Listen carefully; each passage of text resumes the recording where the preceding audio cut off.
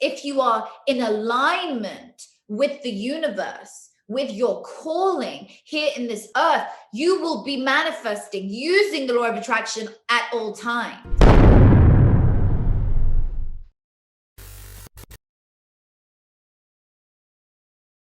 Hello and welcome to a new episode of Coming Clean Podcast. This is your host, Peter O. Estevez. And today I have none other than the one and only Natasha Grano. Hello, Natasha. Welcome to Coming Clean Podcast. Hi, thank you so much for having me. I'm so excited to be here with you guys today. You know, you've really had some incredible guests before me, and it's an honor to be here today, all the way from London. Can you believe it? I am excited to have you here. You are the talk of the town. You are the talk of Clubhouse and everywhere else. You're all over social media. You have Mark Randolph on your Clubhouse room tonight, and you have had so many incredible celebrities. Respect. Congratulations. Thank you so much. Natasha, you're the nation's #1 mindset coach, #1 female motivational speaker under 40, a leader in the new generation of manifest expert, a global social media influencer with short of 2 million followers on Instagram. You're an author, you're a singer, but more importantly, you are a mother. Mm-hmm. Thank you for being with us. So tell me, who is Natasha Grano? Besides a beautiful, sassy woman. Great question. You know, who I am now is not who I was 5 years ago, and then jump again to a decade ago. I have evolved so much on my journey. I've had 3 past lives, and haven't we all, in many ways. About 5 years ago, I went through the worst year of my life. Suddenly I found myself almost homeless. I was walking around the streets with a newborn baby I'd just given birth to. My ex-husband and I separated. I was kicked out, alone, no home. And I was walking along with this bin liner, and I'd taken all my jewelry off, everything that I'd had from this marriage, so I would be able to support my son and live. And I remember the pain I was going through then. As if that wasn't bad enough, I'm broke, homeless, and now I'm luckily found my way back into my family house, where they took me in. And I'm there and I'm bedbound.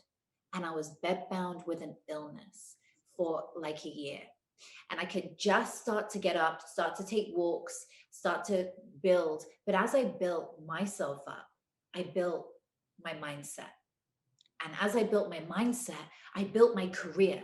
And to date now, it took me 1 year off the back of healing to build my first business, build my first 1 million followers on Instagram, made my first $1 million. And here we are now, where I have 3 passive streams of income, 1 8-figure business. I'm a best-selling author, and I have a beautiful son who I am healthy enough to take care of.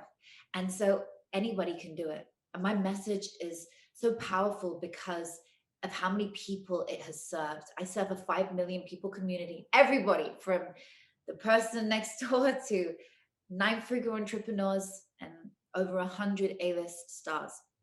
Natasha, I have seen you in your rooms, your manifestation room in Clubhouse. You are energetic, you are powerful. You have, when you speak, literally my skin tingles. You have a magnetic voice, and I mean that very sincerely and very respectfully. How were you able to get your strength? How were you that you go from broke and broken to being fully magnetic and manifesting the life that you live today? So it was about going through an internal journey. And thank you for your lovely words, Peter, as ever. I decided in this journey that I wasn't just going to come back to normality. I was going to come back to my excitable, sparkly self that I had before all of this shit hit me. So I knew it was only a matter of time, and I would come back with vengeance and go on to share my method, my MBS method I created, which is what healed me and got me out of myself, my pain, my sabotage, pain in physical, emotional, mental, and spiritual ways, in every single way. And this method I decided was going to go on to help people. And it does, it serves a lot of people and it helped them. And it's incredible. But I decided in myself, this wasn't about me anymore. When you stop thinking about only yourself, when you stop caring only about your needs, all of a sudden the world seems like a brighter place. Because you're doing things for other people. You're taking care of someone else other than yourself. It becomes a selfless journey, not selfish. And when you evolve and you are proactive, in your words, not reactive, you evolve to being a better human who can serve others. If you are constantly complaining and crying about things, and yes, it may be bad, but if I was in that place and I got myself out of every area of life being bad, anyone can do it. I'm nothing special. I just learned how to harness my power and how to make it my superpower. Well, you become special. I think what happens to us as individuals, we are all the same, but what makes us special is becoming special, being able to tap into that inner self that allow us to be able to become a force that is not only magnetic to ourselves, but magnetic to the world. And you've done that. I see it in your rooms. I feel the energy in your rooms. I feel the vibration in your rooms. But tell me, who or what was your why? I realize I understand being broken, homeless, divorced, separated, kicked out of your house, but there has to be something pivotal that becomes the light bulb that turns on in your mind and says, I'm changing my brain, I'm changing myself, I'm changing Natasha. What was that? What was that pivotal moment? The pivotal moment was my son, looking at my son, knowing I can't just leave this person. This little boy needs love and care. He needs the best of me. He needs me physically. He needs me in every way. They're completely dependent on you. And I was thrown into it at such a young age, my first child. That's why I said, I have to change what I'm going through and change my circumstance. And so it was about saying, this is my why. He's my why. And now my why's grown. I don't just want to help him. I want to help my family. I want to help my community. I want to help the world. I want to help people to live their best lives and get out of the ruts they're in, take the reins back on their life. And it's so easy to do. You can manifest anything you want. You just have to learn how. So tell me, what was your first step? What did you do when you find yourself in this?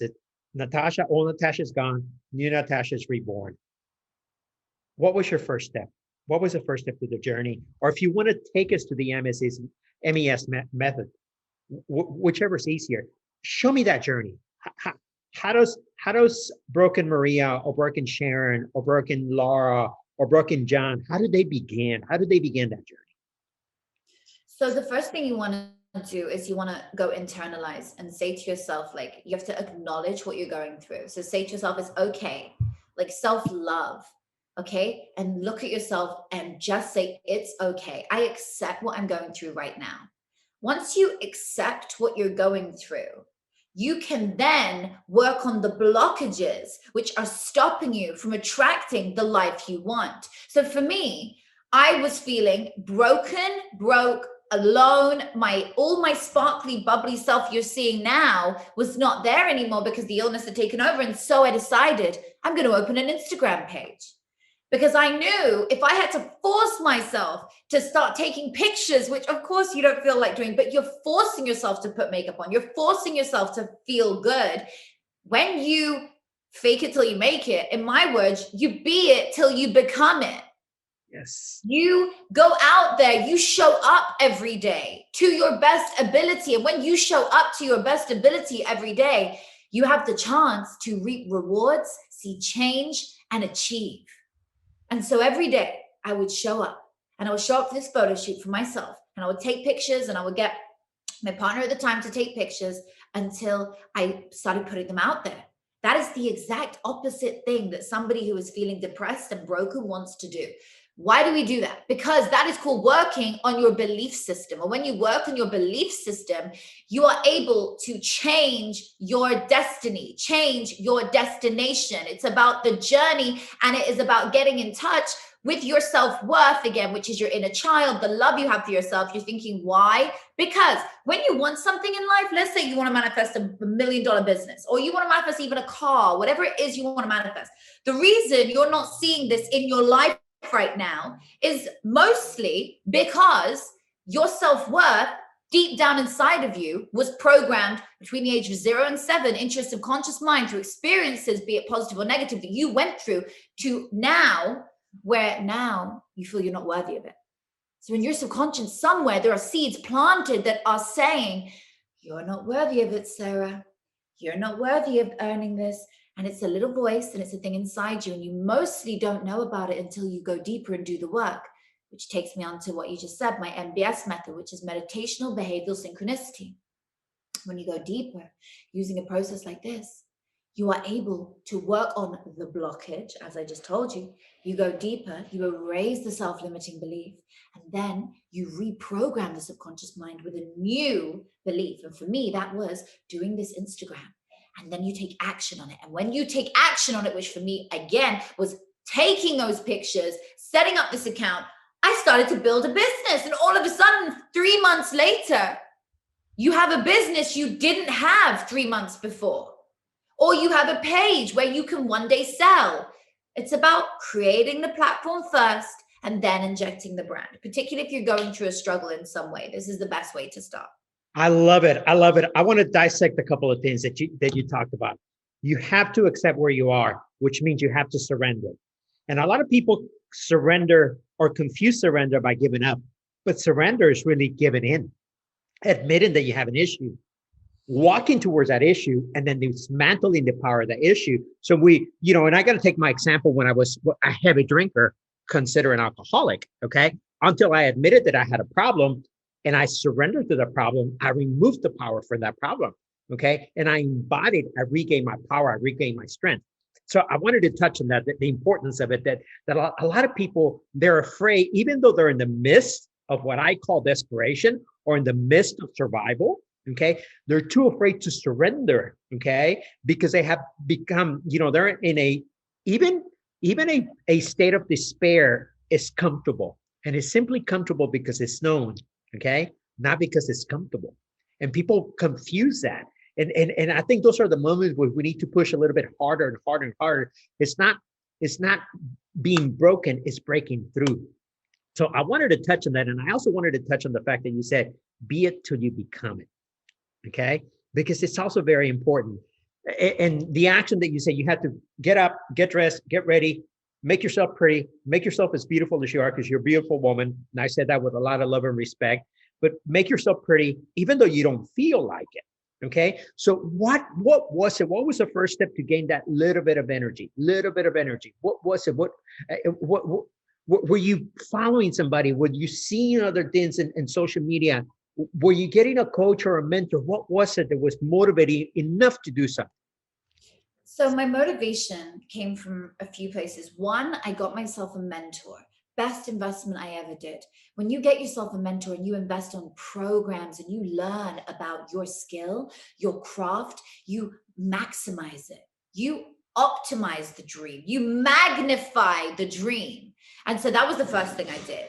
When I had the mentor helping me, I was then able to overcome my anxiety. And when I overcame the anxiety, that was the best thing I ever did. It was the best money I've ever spent in my life, because it helped me overcome my panic attacks. And the panic attacks were horrendous because the illness was causing anxiety, and I was having them so often, every single day, in fact, 3 times a day at bad points. It was like a constant state of panic. So here's what I did.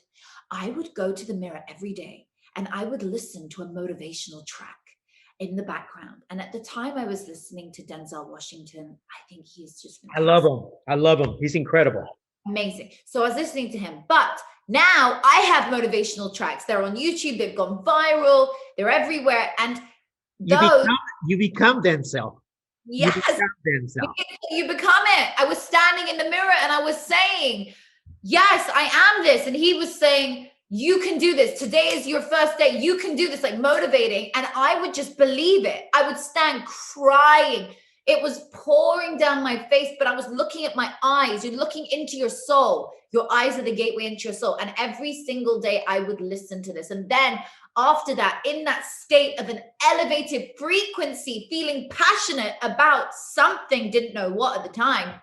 It was just a feeling. Remember, the universe responds to your feeling, not the details. Just how you're feeling is everything. When you're having a bad day, because you are putting out a negative energy, it's going to come back to you with more negativity, and then you stub your toe, and then you forget your keys, and then this happens, and then this. Forget it. You have to switch and change that energy, transcend negative energy into positive energy. There's so many things, but I would stand in this mirror and I would then, after I was feeling elevated, I would write and journal. I am in the positive present tense. I am grateful for, gratitude journaling, or just affirmations. And I would write them and feel them, and then I would say them. And it was like a constant hour every morning of this energized affirmation process. It was so strong, to the point that I still do it in an even bigger way now. Like now, I'm not needing the motivation to get started. I am doing it to enlighten myself further, to be able to help more people and to spread my message of my healing in every way to them. I love that. I love that. That's incredible. So tell us a little bit of what your daily routine looks like. When you get up in the morning, what does Natasha look like? I bet there's a lot of curious people about this. What do you do? Okay, so as soon as I wake up, the first thing that I do is my feet go on the floor and I say thank you. I say thank you. Usually my son's in my bed, so we have a cuddle. We do our gratitude together. We say thank you. We have this like really cringe song that we sing that we made up. It's like, thank you for this, thank you for that, thank you. And anyway, we both know it and it works. So we just do it. We gratitude journal together. He'll either sing and I'll write, or sometimes we'll both just sing and we do gratitude. Then I drink my water, but I put a vibe into the water as I'm drinking, because water has been proven scientifically that it formulates crystals when certain words are spoken over it, certain music is played to it, and they're pretty crystals. And when negative words are put around it, then it forms a different, not an attractive one, not an attractive crystal. Anyway, you'll have to have a look online. It's a wonderful experiment that was done many years ago, and I've been doing this since. And so I basically activate the water with my positive words, and I speak to it and I say I am, and then I fill it in and I just feel love around the glass. We're made up of 70% water. So imagine now the reflection of this. If you speak to your water badly and you speak to your water good, and then you have a look at these two after a week, look at the difference. This is just a basic experiment you can do at home. But now take it further. We're water. So if you speak to yourself badly, not the water, imagine what you're doing biologically on a cellular level to yourself. So this is where it starts. So I get up, I do the water, I do my gratitude, and then I get ready for my day. I actually don't eat till about midday, 2 o'clock. Naturally, I fast till that time, and I eat for short hours of the day. That's a very healthy way of living if you can. I don't ever suggest any kind of diets to anybody. I just do what works for me. And then in the mornings, I will basically I'll take my son to school because I love the experience of me and him having that like time. And then I do Qigong, which is wonderful. And after Qigong, I do yoga. And so now I'm energized. Now, if I could work out in the morning, I would, but because of the illness before, I'm not very good without food and Yeah. and so I basically do my own version, which is good for my body. It feels really good, and I do that. And then I begin my day. I basically do most of my work in the first 3 hours, and then I live and I enjoy. And then I do meditations. I love that. And then I live and I enjoy it. I love it. I love it. Very similar to my morning routine. By nine, When you came on my show, you were talking about your morning routine's amazing. What is it you do? I love it. well, I start with exercise, and then I go for a 21-minute walk, and then Why 21 minutes? What's the score? well, the minimum sunlight that your body needs in order to function and be balanced and reset your melatonin is 21 minutes of daylight exposure. Okay. So I do a 21. If I have time for longer, I do longer, but then I meditate outside. I meditate by the pool. I sit outside. I meditate. I do a visualization meditation where it's from gratitude to forgiveness to visualizing my day and visualizing my future. I do everything from relationships, friendships, girlfriend, whatever. I include everything in the visualization. Lasts about 22 minutes. I come back in the house. I do my gratitude list. Then I do I write down my goals for the I consistently working on the goals. I have a 3-year plan but I work on it weekly, monthly, quarterly, and yearly. Okay. And then I do my journaling, journal every day, 3 pages a day, minimum 3 pages a day. And then I What do you write about? whatever comes to mind, whatever comes to mind. Very early on, it was my pain. Okay. It was my conflicts. It was my inner demons. It was everything that would come to mind. Okay. But even today, if there's part of breaking the negative energy, even in my meditation, and it's like, gosh, I don't have anybody to ask forgiveness for because I don't have any negative energy in my life, uh, because I have curated my life to be so clean, even with my relationships, conflict free, even with social media, even with the movies or the music I listen to. If everything is curated in a way that my life is a symphony, okay, and I'm dance to the music of my symphony. That's the way I like my life, and Love that. and I flow through it. I flow through the day with my life, and I'm nothing special. I'm like you and I. We have become special because we have tapped into our inner souls, and we know how to tap for the benefit of others. And that's what I love about you. Even when I hear you talk, my skin, my hair is, yeah, I get goosebumps. I get excited because you have such a magnetic personality. But I want to talk about young Natasha, the young woman. Okay, the 12-year-old girl. Who was she? Who? Tell me about your family because you're a mysterious woman. Okay, I mean, there's the glamour, there's the sexy, there's this powerful image of you. But who was that little girl? And do you ever miss that little girl? It's so sweet. I do. I miss that all the time. And I miss her because it was before society had imprinted anything.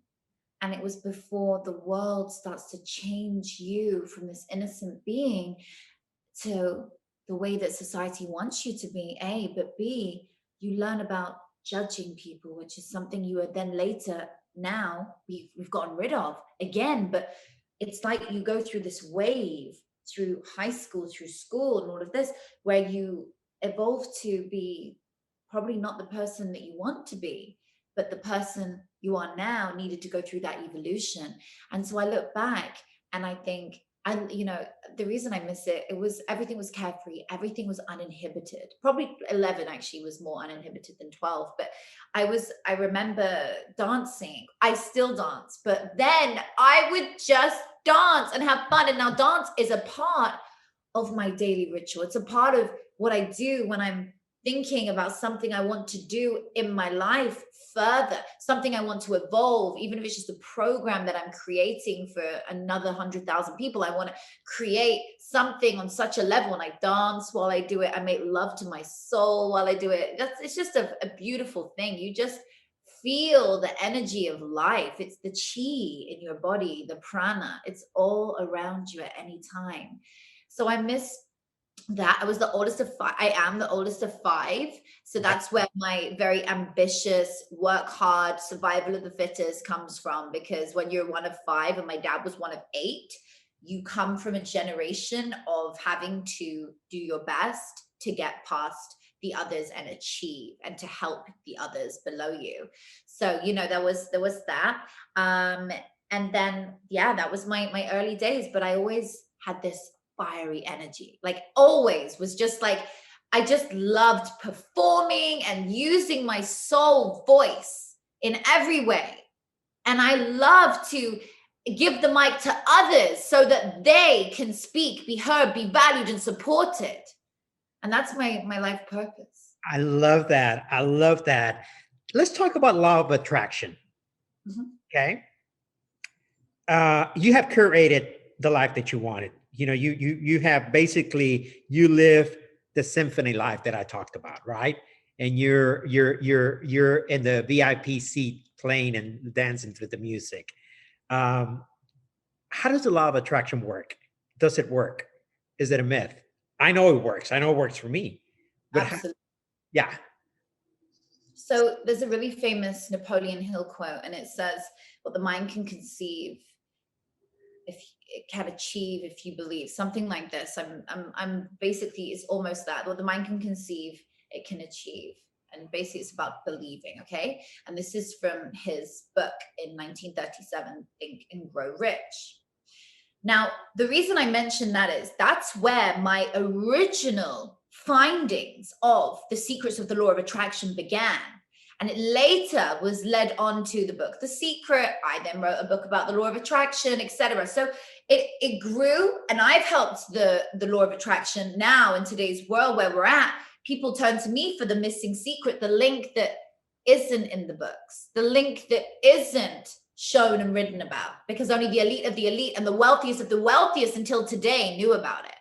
That's why I created this method and want it so accessible to everybody in the world, because it enables anyone to manifest their life they want through erasing their self-limiting beliefs, through understanding the 5 pillars of manifesting.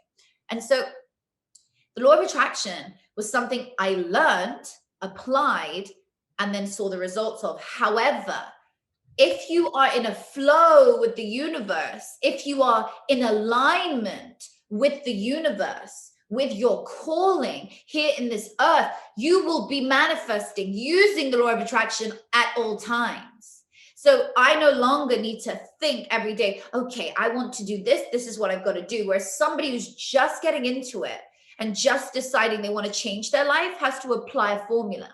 And when you know how to apply that blueprint winning formula into your life, which the law of attraction helps provide some of it, because there is the law of attraction and then there's secrets of manifesting, hence my clubhouse room every Sunday. You know, that's the title. It's the secrets around that, because there are so many things which are outside of the realm of like attracts like, and your thoughts become things which we love. That's the law of attraction, but there is more to it. It's your thoughts, it's your feelings, and it's the action you take. Key is the action you take. You can attract anything you want, but if you don't take the action to go for it, let's talk about something, because part of your title, and you've been quoted many times as being a leader to the new generation. And I want to touch on that a little bit deeply, because, for example, you and I have a lot of friends in common, Dr. John DeMartini, John Assaraf, and many others, and a lot of the people that were either in the book The Secret or the book or the movie The Secret, and they're part of the, I don't know, third, fourth generation of the law of manifestation, the law of attraction, right? So why is it different today? Why a leader of the new generation? What's the importance of it? Has society shifted in a way that this becomes more abundant? And why and how? And can the average individual tap into that? So I'll go from the back this way. Yes, the average individual can tap into it. I'm going to show you how. So the old way of thinking, the old generational views, the old thought leaders, if you want, pre in this planet, where the people who came before us, for example, they had incredible teachings and ways of thinking. Now, some of them, all of our teachings in today's world come from here. Nobody's using nothing new. We're all using the same stuff.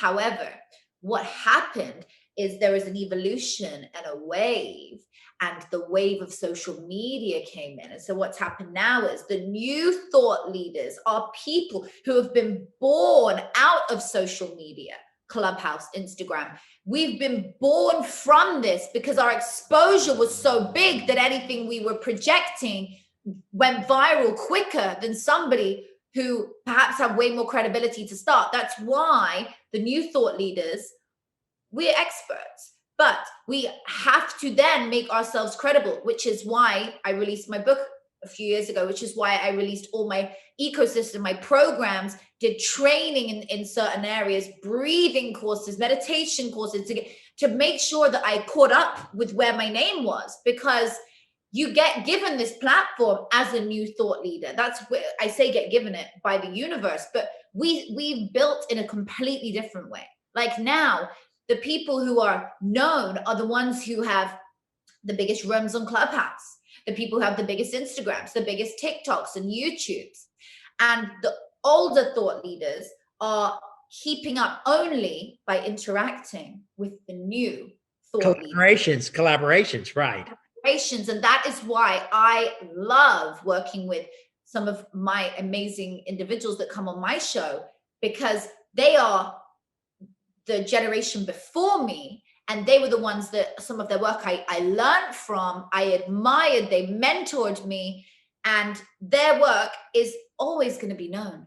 But it's so nice to keep them on the wave with us and keep it current and keep it together, because without them, we wouldn't be, but without us, it wouldn't maintain the same power in some cases.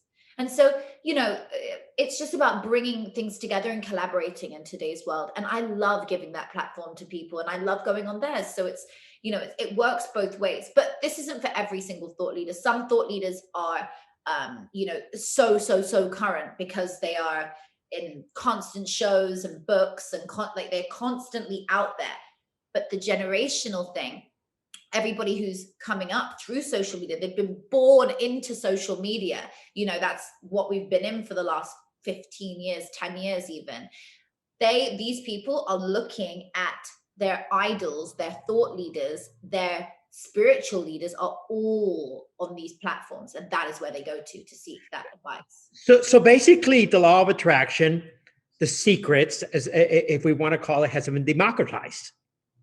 It's been democratized. It's available to everybody now. And before, it was a secret society that the power to success or the key to success was only kept among the elite and the wealthy. And now it's democratized, where you and I can get on a stage and talk about it and provide the teachings for others to be able to grow and take advantage of it, which was something that was not available to the masses before. Now, where is Natasha today? What is she working on? What are her projects? Oh, wow. Well, at the moment, I'm passionate about serving 100 million people by December the 31st, 2030. I'm passionate about helping them to better their lives and leave a legacy behind me that betters humanity and helps people to get out of feeling stuck, taking the reins back on their life, taking control back in every single area, and just riding the wave. I want to teach people how to get their mindset straight, how to get their message clear, and then scale it on social media, because that is the best way to do it. When you can scale your message on social media, and that's what I did myself. You can grow 1 million followers in a year if you know how. And so at the moment, I'm writing my new book, and I'm just loving it. It is so emotional, and it's not about me. It's just tools that I used, again, with my MBS method. I'm so excited for it to come to life and to watch it unfold and every page, and just enjoy. So that's what I'm passionate about at the moment. And speaking in wonderful arenas, and at the moment, a lot of it's virtual, but I'm enjoying just that. And hosting at the moment, I'm really passionate about my clubhouse room every Sunday. I host this wonderful room, which you, Mr., have been on the stage on. We love it when you're there. It's super fun. It's the Law of Attraction room. It's at 11 a.m. Eastern Standard every Sunday. And it's so fun because in that room, we just go deeper. And then we have experts and neuroscientists and these kind of people who are all coming together, giving their advice and mentoring. And it's just gold dust. It goes on for hours. Nobody wants to leave. It's the biggest room on Clubhouse every Sunday. We had 30,000 people come through the room. The only two in the last 2 Sundays we did. So it's a really profound space. The energy is magical. Everyone looks forward to this room. Like we like count it down because it's such a powerful space. It's not about me. It's an incredible room. You do an incredible job. Why is the legacy important to you? And why empowering 700 million people? Why is that important to you? So 100 million people, but 700 will do. 100 million people. Okay. I stand corrected. My apologies. No, I love that. Let's go even bigger. I love it. You've made me think maybe I can up my game.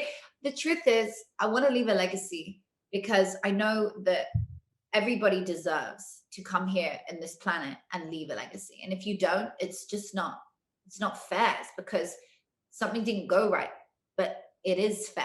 It's now up to you. It's now up to me.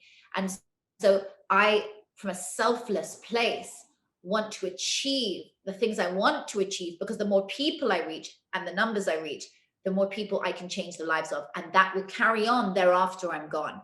I truly want to make humanity a better place. make planet Earth a better place. I'm a philanthropist. I love nature, environment, and children's charities in particular. And I love to help and better this planet in every way. So that's the legacy I want to leave, and that's why. Natasha, how do you want your son to remember you? As a role model, as a powerful woman who was so loving to him and had so much fun, but she knew how to change the world. I love that. Natasha Grano, thank you. Thank you. Thank you so much. Yes, yes. Thank you so much for having me. I had the best time. Thank you. Thank you. Thank you.